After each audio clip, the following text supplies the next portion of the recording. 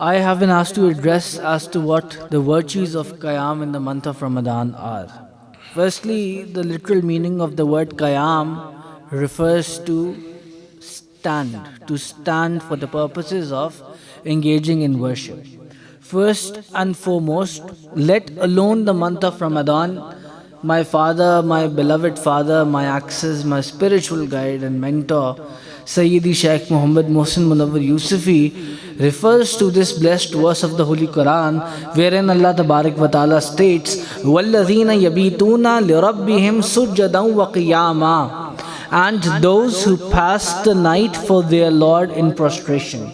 So let alone engaging in Qayam in the month of Ramadan and engaging in worship in the month of Ramadan, establishing Qayam and worshipping Allah Tabarak wa Ta'ala should not be restricted to a particular month, but should be engaged with on a constant basis throughout the year. Hazrat Abu Huraira radiyallahu ta'ala anhu narrates that the warmer of hearts and the coolness to eyes, the beloved Prophet, peace be upon him, stated, the person whoso while in faith fasts in the month of Ramadan for blessings, his previous sins shall be forgiven at once.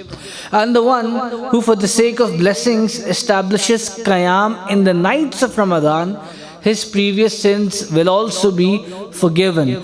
So when we resort to the root of the word or term Qayam refers to an act of worship. And this is the act of worship whereby a person stands and then engages in prayer. Thereby, it is one of those mandatory components of salat as well. So a person cannot effectively engage in worshipping and praying his 5 daily prayers, which are farz in nature, if he does not conform to the practice of establishing Qayam.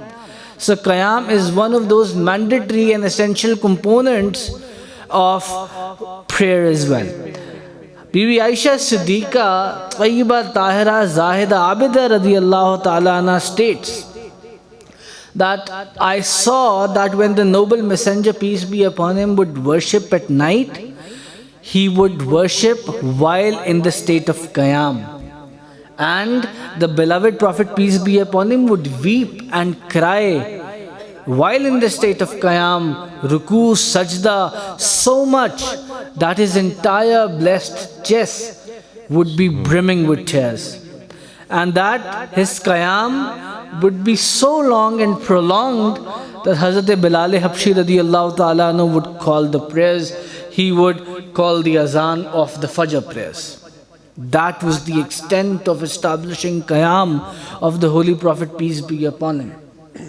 And it is also recorded about Hazrat Bibi Fatima radiyallahu ta'ala anhu that she would wholeheartedly engage in prolonged Qayam, ruku and sajda.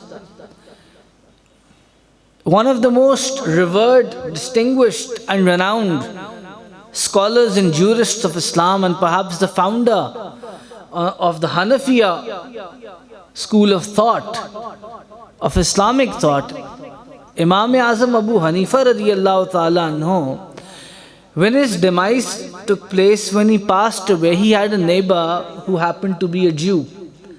There was a young child of that neighbor Jew.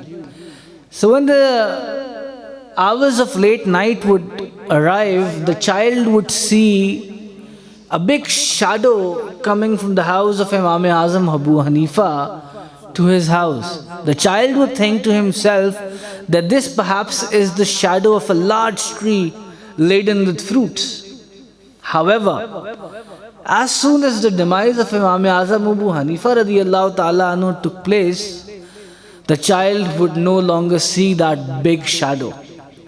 The child turned to his father saying, I would see a big shadow of a tree which would come all the way from the house of Imam Azam Abu Hanifa radiyallahu ta'ala anhu at late night. However, I do not see that shadow anymore.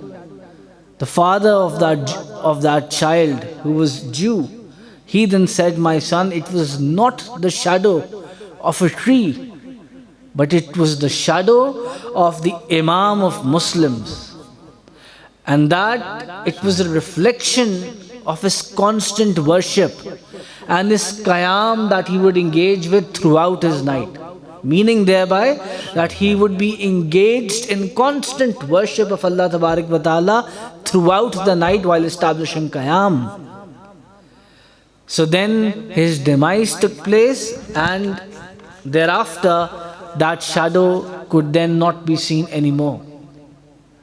And as per another narration, Imam Azam Abu Hanifa radiyallahu ta'ala anhu would establish Qayam in such a fashion that he would finish the recitation of the entire Holy Quran in one day and one night. And same was the case with Imam Shafi radiyallahu ta'ala anhu. So people of sight, beloveds of Allah, pay heed and establish Qayam. Jazakallah.